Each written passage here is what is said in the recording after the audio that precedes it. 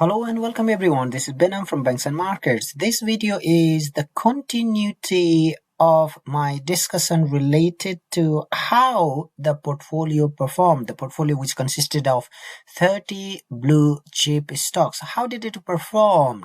So we looked into the computation and discussed how the portfolio performed in terms of returns given by geometric mean and arithmetic mean. We also computed the risk by making use of standard deviation formula, and we also looked into some simple mathematics. That way we understood better how portfolio performed for a number of indicators, such as what was the return when the market was bullish in nature, or how did the portfolio perform when the market as a whole was bearish in nature. Some indication of those we were able to compute, including the probabilistic return when we said the market will go up by 75%, will only go up by 25%. So for those type of probabilistic assumption, what will be the return and what will be the risk, we computed in our previous video. Now what we want to do is, now we want to look into some very common and popular risk adjusted return techniques, and we want to look into these, such as the Sharpe ratio, Treynor ratio, Jensen alpha, and the information ratio. The journal articles which discusses these risk-adjusted return techniques are given here. But without losing further time, let's look into the computation. Let's start from what is known as the Sharpe ratio. So in terms of formula for the Sharpe, this is the formula which on the top is showing to you the excess return. So that's the formula here which is showing to you to compute the excess return. Excess because you want to take away the risk-free rate of return. So what do you do therefore? Equal expected return of the portfolio. So you can take, because that you are saying expected, it can be useful to take the arithmetic mean annualized, take away, or you can even take the geometric mean analyzer, take away the risk-free rate, which is 2.44%, divided by the volatility of the portfolio, which here is given by the standard deviation, and that number is here for the annualized 15.26. That's what you get here. Now you may want to look into this formula and think what is happening. On the numerator you have the excess return. What is it in the denominator? The volatility of the portfolio? No, it also has the excess volatility. Okay, but for the risk-free rate of return, the volatility is going to be 0. So sigma p minus 0 doesn't make sense. So you just leave sigma p. So in fact, in all these formulas, such as Treynor, such as the Sharpe, what you have is the excess return in the numerator and excess risk in the denominator. But because that they are going to be 0, you do not want to mention them. Okay, so that's what we get for the Sharpe ratio for the portfolio. Now you can simply copy this and put it for the benchmark, because the numbers are in the same place. So for the benchmark, it is 0.85. So you see the Sharpe of the portfolio is higher than that of the index or the benchmark. Therefore, the portfolio has performed better in terms of the risk-adjusted return given by the Sharpe method. Next in the list is Treynor ratio, which is here. So it has this formula, and that's what we need to compute. So you will see here that the numerator part is exactly same, which means I can simply copy from here the numerator part and paste here for the Treynor ratio, just the numerator part. Okay, so numerator part here is exactly same. What the difference is in terms of what comes in the denominator. In the denominator we need the beta, and beta is basically in regression form is the slope or the gradient. So known y is known x. So known y is dependent. So therefore, you will take the portfolio return statistics. So all the portfolio return is known y's, whereas all the benchmark return is known x. So that way you can find out the beta, which is 0.836996. Now this beta for the index is going to be 1. So therefore what you can do is simply paste exactly the same, but then replace it by the numbers for the market. So CU, which is here for the market. Okay, so all these benchmark returns with the same regressed is going to give you the slope, which is what we have just mentioned here, and that's going to be no other number but just the 1. Now you can find Treynor for the market index, which is 0.13. So Treynor for the portfolio again is superior, similar to Sharpe ratio. Treynor is also superior for the portfolio as compared to that of the benchmark. So therefore you can say here that the benchmark has performed poorly as compared to the portfolio as given by the measures, risk-adjusted return techniques such as the Sharpe and the Treynor. Now, some of you may have curiosity to understand when do we use Sharpe, when we use the Treynor. The general practice is you make use of both of them, but if you think that your performance should be compared against the systematic risk, then you should be making use of the Treynor ratio, because in the Treynor ratio the formula in the denominator has beta, and beta represents the systematic risk.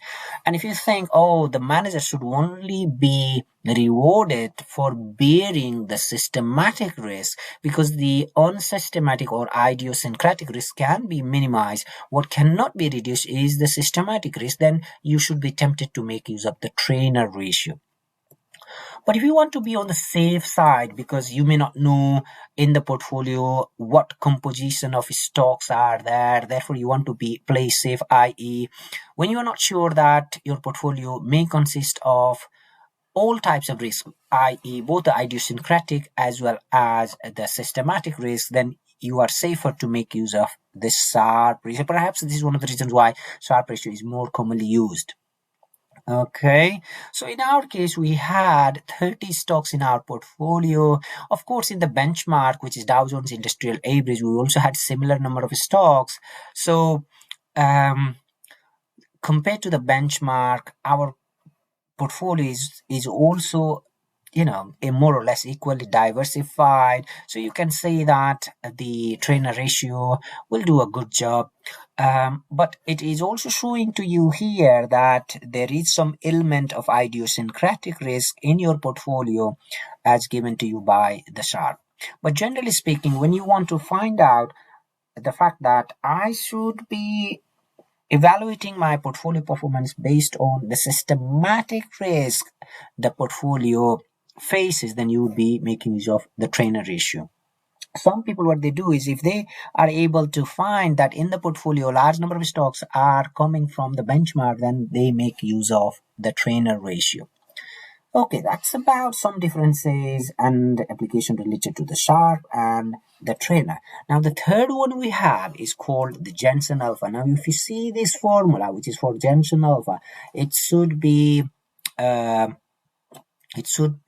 familiar to you, especially this side of the formula, because you see here this is nothing but just the CAPM. So basically what you are saying is, what am I getting in terms of my return from the portfolio, take away the theoretical return given by the CAPM. Okay, so that's what you want to do. Now, in the form of the derivation of the formula, you can see that for the Jensen alpha, you're simply saying excess return is here for the portfolio minus, you can see here the excess return against the return from the market is also here. Okay, now this is what you can see here. Now if you think of the CAPM formula. This is what you have for CAPM formula. Now, what you can do for the return of the individual stock in the regression format, you can think of the intercept here. And if you take this intercept on the left hand side, you will get this as the formula. So basically, this is just excess return that you want to find out on top of the CAPM return, which is going to give you the Jensen alpha. That's what we have here for the Jensen alpha, and this is how you derive the full formula for Jensen alpha. Anyway, here Jensen alpha can be simply computed. If you want the formula to be copied here, that's what you can do, and copy that formula here. Let me find did we make a copy of this formula very quickly. So I've copied this now, pasted it here, and if you want, just so you have them in front of you, I've copied the formula for Jensen alpha. Now this is simply intercept, which is the intercept in the regression function, and what you can do is known y's and known x's, exactly similar to what you did when you found the slope. So this is your Jensen alpha. Okay, so if you have these numbers to plug in, you can plug in and find the same answer here.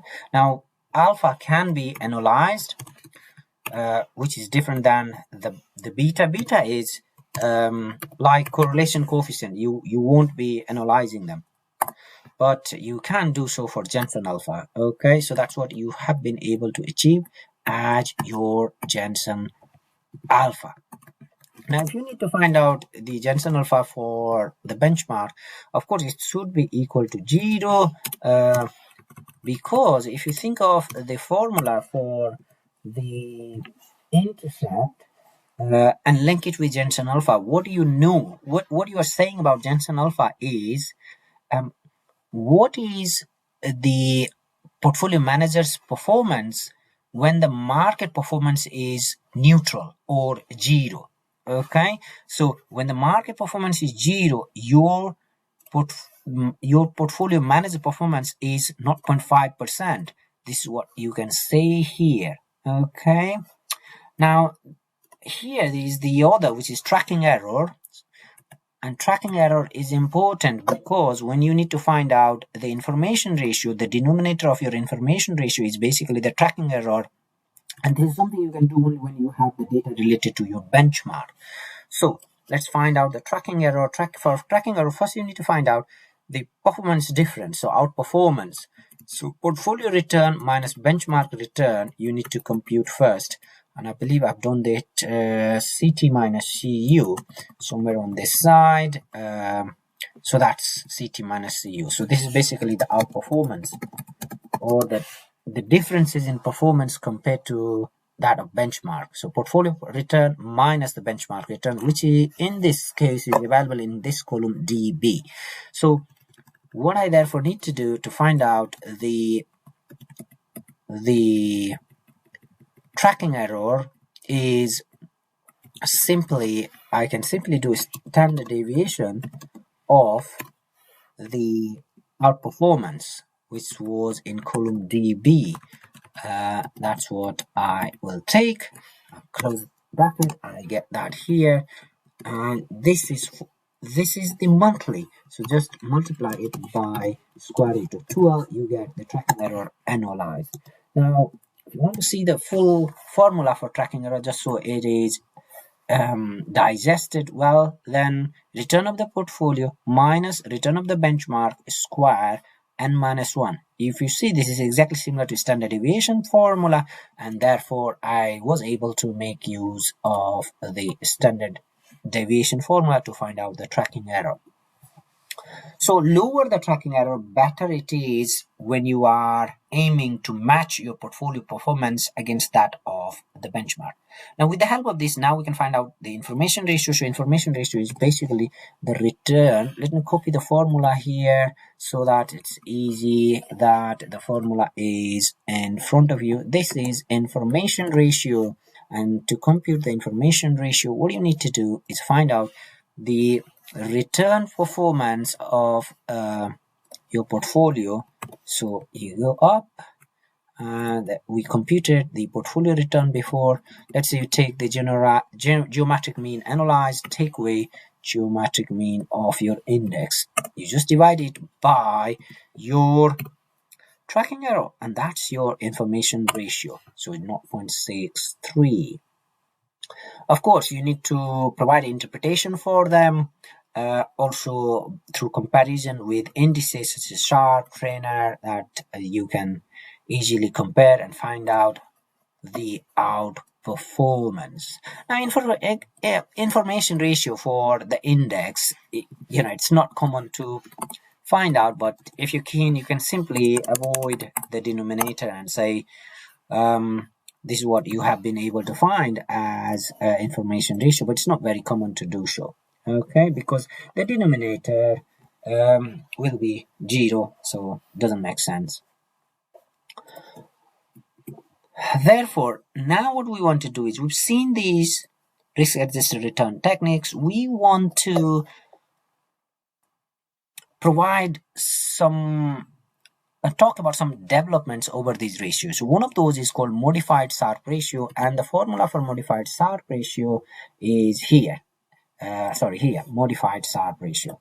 So this is the formula for modified Sharpe ratio, which I'm going to paste here so that it is in the front for you, and you can see how this can be computed. So this is what I will be doing next.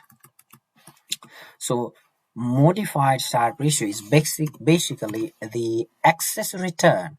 So to find out the excess return, what you need to do is find out either the arithmetic mean or geometric mean analyzed, take away the risk-free rate. So that's excess return. Excess return is 0.17. So that's ER, divided by your standard deviation annualized, which is here 15.26. That's what you have done. So if you see this is 1.12, which is something you found earlier on when you computed the Sharpe ratio. Sharpe ratio and this should be exactly same as of now, but this is showing something different. So let me see, CT 8283. 8283. Okay, I took the arithmetic mean before, didn't I? So I can take 78 for Sharpe ratio. So let me take that number here. So you get 1.12 for the Sharpe ratio here. Okay, so that's what you have, which is exactly same. Now, if you see the formula, it doesn't end at standard deviation. There is something on top of that, which is power. Again, your power. Again, your excess return, which is the geometric mean minus the annualized standard deviation. But divided by, there's something more, which is in absolute value, the excess return again. So that's CT, that's return minus the risk is what you will do. Now in this case, because the excess return is not negative, we should get the same answer, which is 1.12. We should not get any different answer.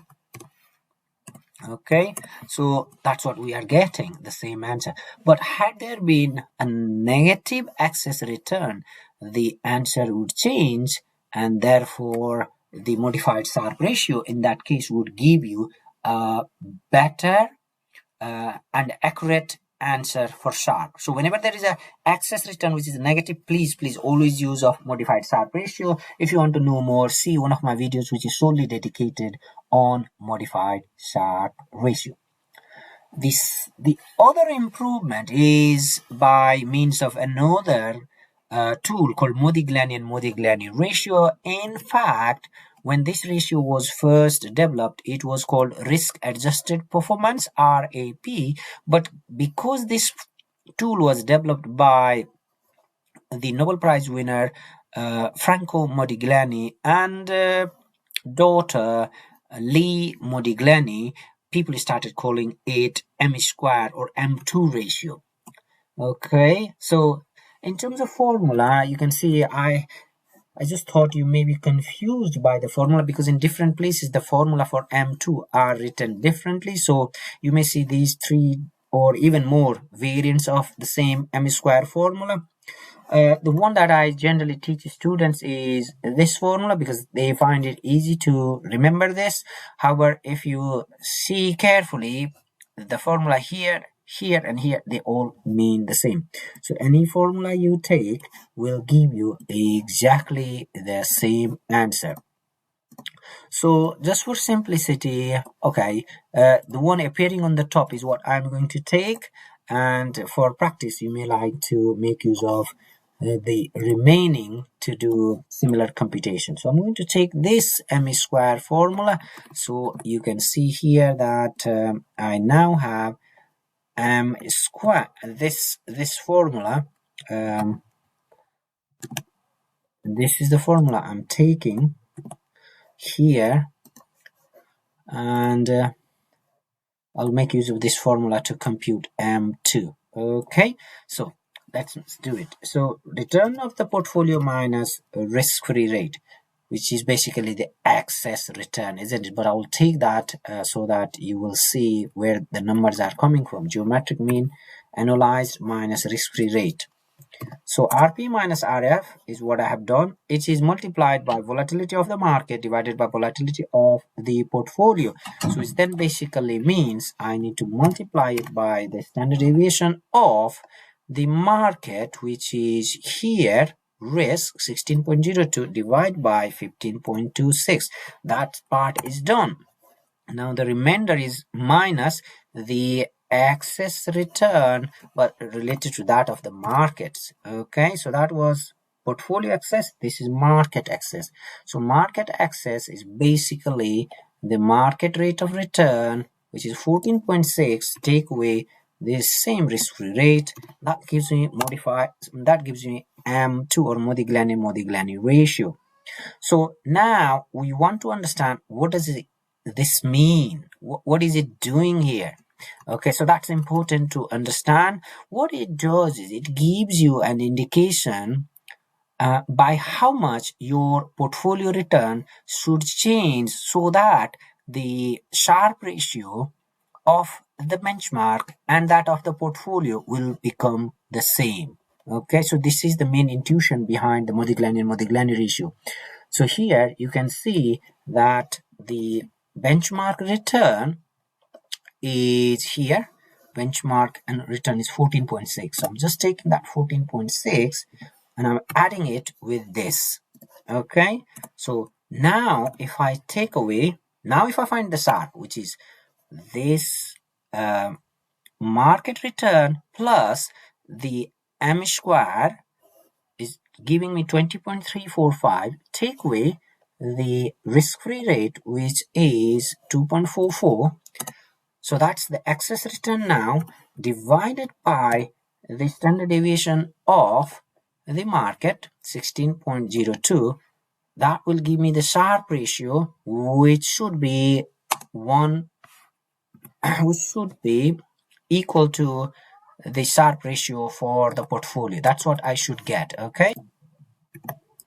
So we got this, and basically what I was saying was this will now make equal to the Sharpe ratio. So let me change this into decimals because earlier on we had everything in decimals. So 1.12 is what we are getting here as the new Sharpe ratio for the benchmark, 1.12. So what was the Sharpe ratio for the portfolio? Can you see 1.12 here?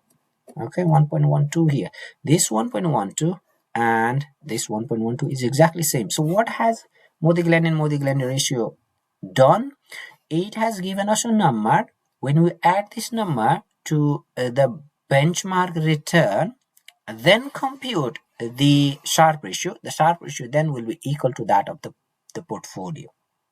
Okay, so it's a very useful tool, because if you just say something like the portfolio Sharpe is 0.5 and the benchmark Sharpe is minus 1.2, they are difficult to compare. But now what you have been able to say is the benchmark return should be added this return in order to make the Sharpe of the benchmark and the index, in order to make the Sharpe of the benchmark and the portfolio equal, you need to add this return, and that's given by the M2. So as I said, we used this formula to compute this 0.0573. In fact, you could have used even, let's say as an example, this formula, which is Sharpe of the portfolio, Sharpe of the market times volatility of the market. So let me do that here. Sharpe of the portfolio, which is 1.12, and take away Sharpe of the benchmark, which is 0.85, times the volatility of the index 16.02. That should again give you the same number, which should be 0.0573. Let me check. So they didn't agree, it didn't tally the number. So what may have gone wrong? Oh, I realize. So when I computed this Sharpe ratio for the index, I took the geometric arithmetic mean. So let me take the geometric mean. Okay, that's exactly same. Yes, so that's how the other formula you can use, but you should still get the same number. So that was about modified Sharpe ratio and Modigliani ratio. But basically to say that you'll get these numbers. Okay, you'll get these numbers if you use them. Then the other one that we want to know and learn is called the Sortinor ratio. Now, in order to compute Sortinor ratio, first you need to find out the semi-deviation. You may want to see a separate video that I have made in relation to Sortinor ratio, solely as Sortinor ratio in my explanation. But basically what it does is it gives you the Sharpe ratio. It's similar to Sharpe ratio, but useful when you want to find out how the portfolio manager performed when the market was not doing that great. Okay, so basically you want to say, how did the portfolio perform when I'm taking those returns that are below certain threshold returns? Okay, so you can define those threshold yourself. So first what you need to do is find out the semi-deviation, okay, and then you will be able to find out the Sortinor ratio. In terms of formula for semi-deviation, you can see this is what you need to do. So this is again similar to standard deviation formula without taking away 1. It's just n here, and on the top what you have is return of the portfolio minus some kind of average return of the portfolio. Okay, but you can decide on this number yourself if you want to. So this is what I need to do. So I need to find out downside risk. So what I have done here is, in one column somewhere on the top, I have computed the downside risk, which is portfolio semi-deviation. So what I need to say is, first I need to find out the portfolio return. So if you can see on this side, I have portfolio return, which is 3.71 and 1.6 is 1.50, all these numbers here. Now what I'm going to say is return of the portfolio. I have these here, and I need some threshold return. So that threshold return can be other numbers such as the risk-free rate. Okay, so what am I doing therefore here is simple this computation equal if this portfolio return is equal to or greater than this risk-free rate, then I'm fine. Don't do anything. Don't take those values. But if not, then please give me the difference between the two.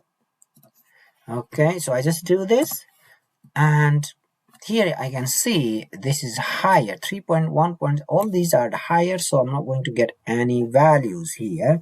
But minus 4.56 is lower than 0.0235, so I need to get this number here. So I delete it, I just form that formula here. I'm going to copy it down. So just here is what I'm getting. So now I'm only interested in these numbers, because these are the point when my portfolio return are poorer as compared to this threshold or risk-free rate. Okay. So once I find this portfolio semi-deviation, I can also find benchmark semi-deviation. Okay. But let's just talk about portfolio semi-deviation. Then what I need to do is I found the difference. I need to square it, divide by n. So basically that's something I can achieve in one go if I type in the formula called sum square. So that's what I have done here, or I can do here, which is equal sum square. So do the square and also sum. Okay, so there should be the summation sign here, which is omitted, summation sign. So sum square of what? All the semi-deviation which I just created, semi-deviation from the start, and I will be then capturing all of those numbers, the sum square. So where did it disappear? So let me see, portfolio, that's column CZ here. So I need to go back to my where I want the statistics to appear. Semi-deviation, sum square, and I go up. What is happening? Sum square. I need to take all of those which are here all the way down. Now because of this diagram I don't see it, but it is working. Okay, that was CZ until here is what I have taken. So close bracket, hit enter, and it should work. So where is it? Because it's has become a big file, it's slightly crowded. So I've seen CZ73. So CZ73 in my worksheet is basically X, Y, Z. 73 is here. So that's basically taking all portfolio semi-deviation. So that's what I wanted, which has happened already. So this then basically means now I can go down where I want the statistics to appear and then show you how the semi-deviation can be analyzed. So this is sum square. Okay, this is sum square. Let me put it on this side so it will be clear. Sum square of all those deviation, but in the this should also be divided by n, which is I need to count how many of those are there. I cannot say 60 because not all of them are below the threshold. So now I have counted them. So what has happened now is I've applied sum of all the deviation is square divided by n is what I have done here. Now I need to do a square root of all these, is square root of all of them. Okay, now this is again on a monthly term to analyze square root 12. So that's what is my semi-deviation. Okay, I have found my semi-deviation or downside risk of the portfolio is equal to 17.7%. Now the Sortinor ratio is basically the, after this what I need to do to find out Sortinor, use this formula, return of the portfolio minus T is here, yes, tau. So that tau could be again it's manager's subjective belief sometime, but 19.5 in my case I'm going to take away this risk-free rate analyzed divided by the downside risk, which is 17.7%. Okay, that's what I get, 0.96 as my Sortinor ratio. The same for the benchmark is 0.66. So I'm better in terms of Sortinor, which means when I have negative return, when my returns are below certain numbers, such as below the risk-free rate of return, then my portfolio as compared to the benchmark is performing better, which is given by the Sortinor ratio. Okay, that's Sortinor. That's something we just found. Now, I've got very few left, and I'll be next talking to you about residual risk or idiosyncratic risk. Then we can talk about the appraisal ratio. So next I have in the list is what is known as appraisal ratio. But for appraisal ratio, first you need to know the residual risk, also known as idiosyncratic or unique risk. How do we compute this? Basically, it's again similar to finding out the standard deviation, but the standard deviation of the alphas. When I say alphas, basically they are the return in excess of the theoretical return. So if theoretical is regarded as CAPM given return, then the portfolio return minus CAPM given return will give you that alphas for various period, and then for those numbers you find out the volatility given by standard deviation, and then you can annualize it similar to shown here. So basically, first what you need to do is find out how the portfolio performed as compared to some theoretical return. In this case, we can see the example here. What I have done is I've simply said the portfolio return, which is in column CT, which is this portfolio return, minus the CAPM given return. Okay, so you can see here what I am doing is I'm computing this more in the fashion of the regression approach. So basically what we are doing is we are computing the, so you can see here that this is exactly similar to finding out the alphas in which the portfolio return, which is available in column CT, minus what you do is alpha, which is Jensen alpha monthly, which is here in this case is CT 109. So you can go there if you wanted to. That's 109, which is basically the Jensen alpha monthly. That's what you are doing, plus beta times the benchmark return. So beta is here times benchmark return for those period. So that's what we are doing in order to find out the portfolio excess return. So that's slope times benchmark return, which is 5.17% in the first month. So that's basically generating you alphas. But in what way? You are taking the regression approach, isn't it? Because you are making use of the coefficient, which is intercept, and the beta, and multiplying, the beta with the market return. Okay, so that gives you the excess return per period. Now, what do you do?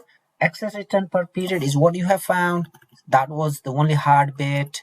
After that, everything else is simple. You just find out the volatility for that, which is therefore the residual risk or idiosyncratic risk. Okay, so you just do the volatility, which is standard deviation of all those alphas, and because they are monthly, just times them by square root of 12. So that's residual risk is what you found, and appraisal ratio is basically the annualized alpha divided by annualized residual risk. That's appraisal ratio, very important one and widely discussed among investment manager when we need to compare investment manager performance. So basically this is also going to show you the ability of the portfolio managers. Now there is one which is very common among practitioners, which is related to drawdowns. Now to find out the drawdowns, what you can do is just implement a simple mathematic. But before that, you need to understand what exactly drawdown means. So you want to compute by how much the portfolio drop in value in between a trough and a peak, and before it reached another high. Okay, so for that, what you need to do is basically apply this approach, in which what you are saying is, if this number here is equal to the maximum of from this range to to the range proceeding next, then you have no issues. But if the number here is not equal to, then you take the return from that number to with the maximum number. So here, therefore, what is happening? 1000, this is greater, you're not worried. This is greater than before, not, there is nothing to worry. But here, greater, nothing to worry. So one, nothing to worry. But here, can you see 1359, this is 1297. So therefore, what do you do? 1297, or I can simply show you this number here divided by your number here, 1000. Sorry, this has gone down here. So what do you do, therefore, is equal 1297, take away 1359, take away 1. So this is what you get here. Can you see 0.045? Mathematically, in order to implement this, the rule that you can establish is, again, simple. You say, if this number here, if this is equal to the maximum in all this range, then fine. But if not, then this number divided by the maximum in this range, take away 1. Okay, so that's how you can find portfolio drawdown. Similarly, you can also do the same for benchmark drawdown, which means these are various drawdowns. On the basis of these drawdowns, now you can find out the average drawdowns and the maximum drawdowns. Average drawdown is used to compute Sterling ratio. Maximum drawdown is used to compute the Calmar ratio. So Sterling ratio is basically, again, excess return divided by the average drawdown. Excess return is basically the annualized rate of return minus annualized risk-free rate divided by average drawdown. Here, Calmar ratio, again, excess return, but this time maximum drawdown. So maximum is basically the highest fall in value of the portfolio, okay, for which you use the function min, or min. Min is the function you use. But you don't want to say it maximum drawdown is negative something. For example, when you, let's say that you lost some money in casino, you will not say I lost minus £2,000 while playing casino. You say I lost 2,000. So with the same logic, you avoid the negative sign. ABS is what you need to produce. Okay, and that's average of those. So that way you get Calmar ratio and Sterling ratio. Again, very popular. Finally, what I have is, if you want to compute the utility, then of course you would need to know what is your risk aversion score. On the basis of that, you will be able to compute the CQ ratio, which is basically the return of the portfolio, which is the number you computed before, which is geometric mean, which is this number here. Take away the variance, which is the standard deviation square, which is something you computed before here, square. Okay, now, and then multiplied by 0.5, or you can simply do variance divided by 2 times your risk tolerance, which is 3. So that's what you will get as the utility for your portfolio. Okay, so that's 0.15, whatever number here. And the same for your benchmark is what you can do. And that's your utility score. In fact, you can also